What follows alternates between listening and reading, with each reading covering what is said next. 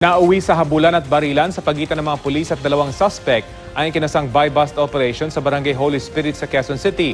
Nagdulot naman ito ng takot sa mga estudyante ng isang kalapit na paaralan. Narito ang aking exclusive report.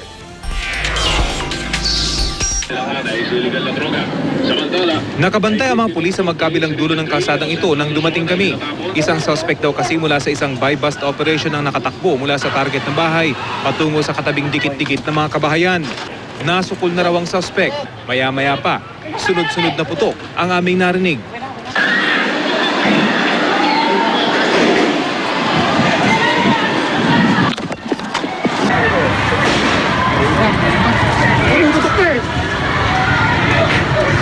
Ang mga estudyante sa isang katabing eskwelahan nagsigawan sa takot. Huwag nyo na po sigawan! Huwag nyo na sigawan! Alam na ng teacher!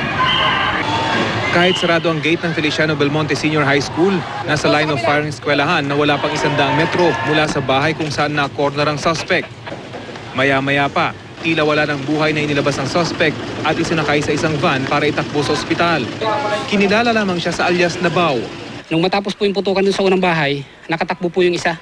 At dito nga po pumunta sa bahay na to at nasundan po natin. At dito rin po siya na kipagbarilan pa rin sa bahay na to. So wala naman tao sir dito sa bahay nung pumunta siya? Tao po dyan, kaso nung pumasok yung tao, nagtakbuhan sila.